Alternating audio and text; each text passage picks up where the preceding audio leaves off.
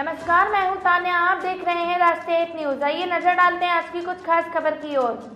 हिसार में हरियाणा के deputy CM Dushyant Chautala ने आज हिसार जिले को करोड़ों रुपए की योजनाओं की सौगात दी। डिप्टी सीएम अभय चौटाला के द्वारा दिए गए बयान की दो बेचारे राजस्थान में रह गए और चाबी खोकर हार कर आ गए। ना राजस्थान में खाता खुला और ना ही हरियाणा में खुलेगा। इसको लेकर डिप्टी सीएम दुष्यंत चौटाला ने अभय सिंह चौटाला को करारा जवाब देते हुए कहा कि मैं कहता हूं कि मैं बेचारा मर कर हारा हूं, जिससे इनेलो ने निकाला था उस बाहर पैच, जिससे इनेलो ने उसे बाहर निकाला था। हम नहीं हारे थे और ना ही आज हम हैं। दुष्यंत चौटाला ने कहा कि अभय चौटाला को नसीहत लेकर खुद 3 लोगों को राजस्थान में प्रचार करने के लिए राजस्थान गए थे, जिनमें से एक बीजेपी कांग्रेस प्रत्याशी, 2 अन्यों की मदद लिए गए थी और 3 हार गए थे पैच, और वे 3 हार गए थे। बेचारे तो वे हैं जो तीनों हार गए थे, जिनकी इनेलो ने मदद की थी। उन्होंने कहा कि जेजेपी ने राजस्थान में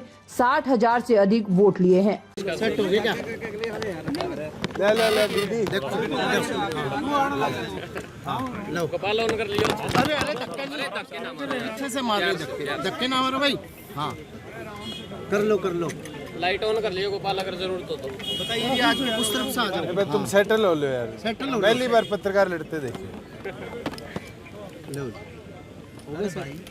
आगे तो आप पकड़ लो यार, 2 इसके 2 हाथ से आप पकड़ करे। छोड़ दे, ये पकड़ ले, आराम से खड़ा हो गया। सबसे ज्यादा तूने धक्के दिए। सर आज करोड़ों रुपए की योजनाओं का आपने उद्घाटन किया। लगभग 280 करोड़ की परियोजनाओं का हिसार में शिलान्यास और उद्घाटन हुआ है, जिसमें 2 महत्वपूर्ण चीज़ें हैं। एक हमारा एयरपोर्ट को आगे ले जाने का जो सपना है, उसके अंदर एयर ट्रैफिक कंट्रोल टावर स्थापित करने की आज नींव रखी गई है और 2 महीने के अंदर उसका कार्य पूरा हो जाएगा।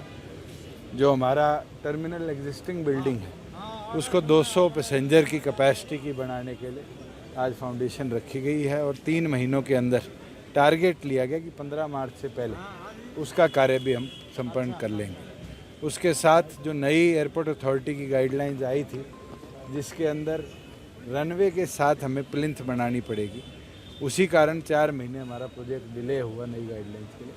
उसकी भी आज फाउंडेशन रख दी गई है और अप्रैल 1 तारीख 2024 की जो होगी, उससे पहले वो कार्य भी संपन्न होगा। मैं मानता हूँ कि जो सोच के साथ इस एविएशन हब को हम बना रहे हैं, अप्रैल के महीने में हम इसको फंक्शनल कर देंगे।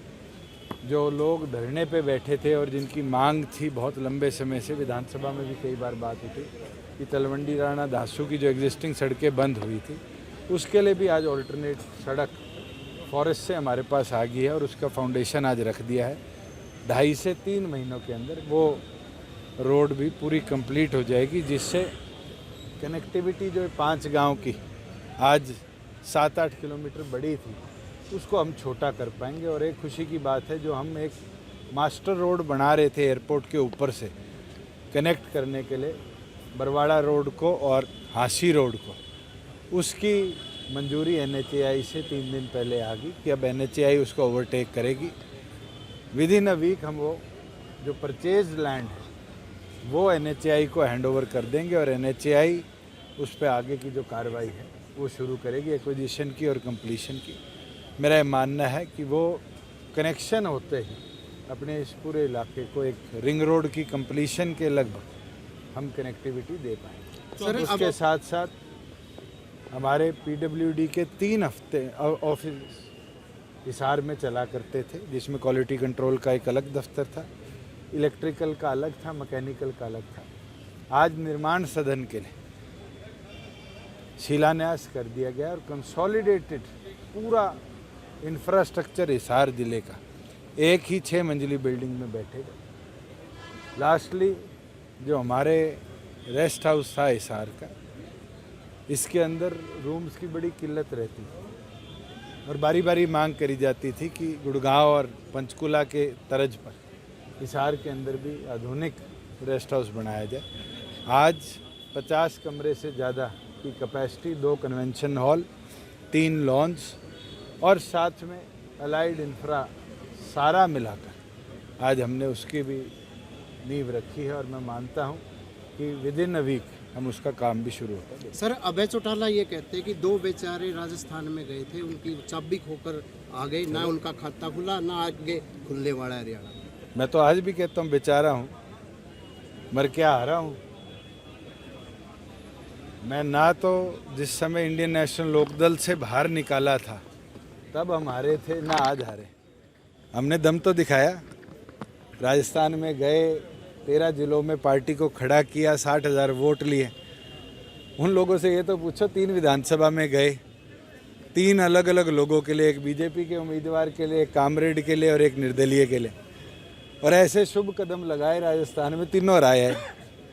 तो बेचारे तो 3 आरणीय हैं, मैं नहीं हूँ जिनके लिए वो प्रचार में। 2024 को लेकर तैयारियां कैसी, लोकसभा चुनाव आपको लगता है कि इसका असर आने वाले चुनाव में देखने कि राजस्थान के चुनाव किस तरह रहे, और ख़ास तौर पर जो हरियाणा के एडजॉइनिंग सीट्स के नतीजे हैं उनको आंकने की ज़रूरत है। मुझे नहीं लगता कि उदयपुर, जोधपुर, जैसलमेर, बाड़मेर, उन सीटों का इम्पैक्ट यहाँ पड़ेगा, मगर जिस तरह से स्कैटर्ड जनमत आया है, भरतपुर से लेके जो हमारे पलवल को छूती है और संगरिया जो हमारे सिरसा जिले को टच करती है, मुझे लगता है इन 30-32 सीटों को एनालाइज करने की जरूरत है। 2024 को लेकर जेजेपी की क्या स्ट्रेटेजी? पूरी तौर पर तैयारी है। 5 लोकसभा क्षेत्रों के अंदर पार्टी ने अपनी रैली करी है, और 24 दिसंबर को करनाल लोकसभा की रैली रहेगी, और उसके आगे बची 4 लोकसभा को भी हम जल्द कवर करेंगे।